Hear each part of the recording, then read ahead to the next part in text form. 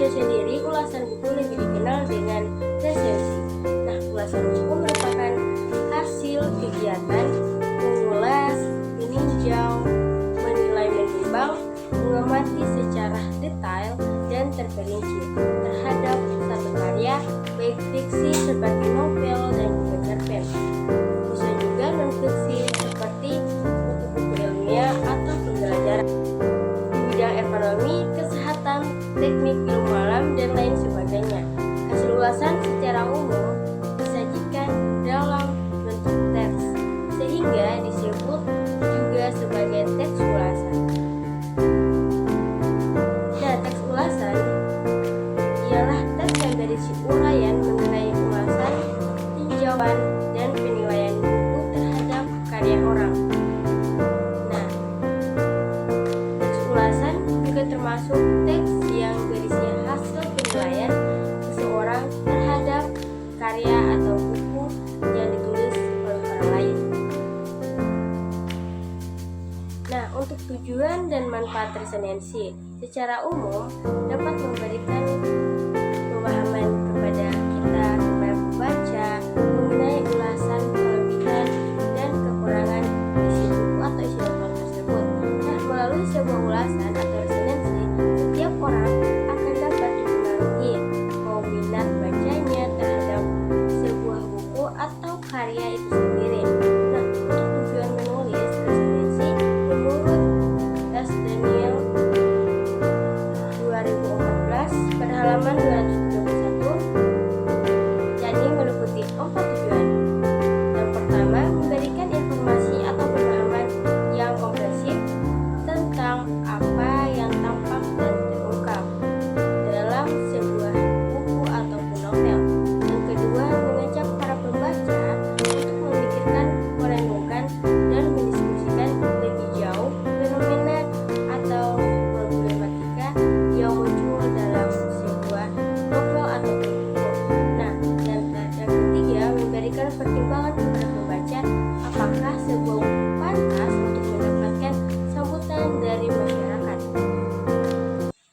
Kemudian yang terakhir, yang keempat, menjawab pertanyaan yang timbul jika seseorang melihat buku terbit, seperti siapa pengarangnya, mengapa buku itu ditulis, dan bagaimana hubungan dengan buku sejenisnya dengan karya pengarang yang sama.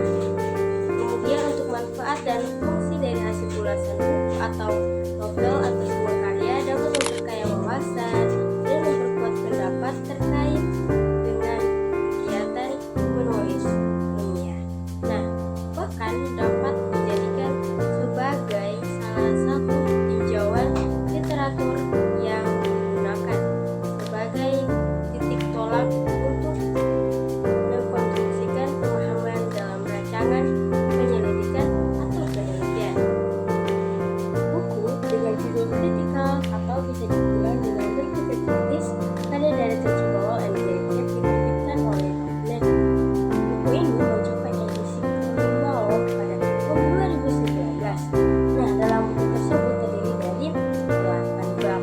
Nah, pada bab pertama yaitu adanya pengenalan argumen. Bab kedua adanya bahasa dan retorika. Bab ketiga adanya logika validitas deduktif. Pada bab keempat logika probabilitas dan penalaran induktif.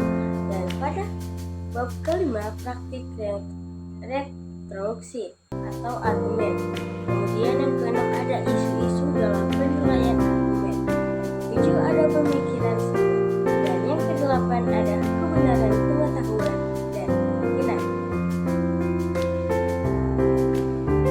Nah, untuk lebih jelasnya lagi, saya akan menjelaskan maksud dari tiap-tiap bab tersebut.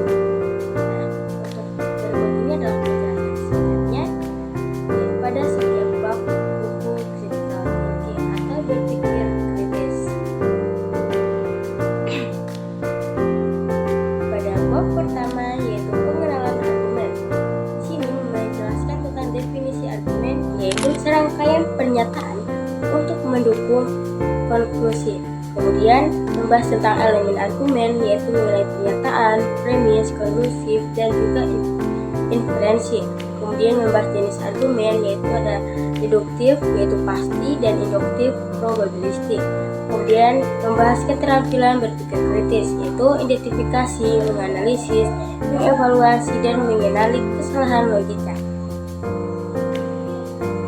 Kemudian pada bab kedua yaitu bahasa dan retorika, membahas mengenai bahasa dan makna konotasi, yaitu makna emosional, membahas tentang detonasi, yaitu makna harfiah, dan ambiguitas, yaitu keragaman makna. Kemudian membahas retorika, persuasif melalui bahasa, manipulasi, dan emotivitas. Kemudian membahas tentang keterampilan kritis, yaitu mengenali bahasa, emotif, menghindari ambiguitas. Kemudian membahas tentang pentingnya klaritas, menghindari kesalahpahaman dalam berargumen.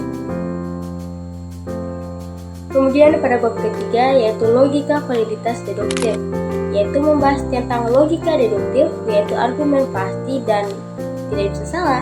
Kemudian membahas tentang struktur argumen deduktif, premis mayor dan juga premis minor dan konklusif. Kemudian membahas kaidah logika, yaitu mengenai modus ponens jika atau makna modus tollens jika tidak maka tidak. Nah, pokoknya banyak banget. Kemudian ada juga kesalahan logika, yaitu konklusi yang tidak valid, kesalahan silogisme. Nah, pada bab keempat yaitu logika, probabilitas, dan penalaran induktif.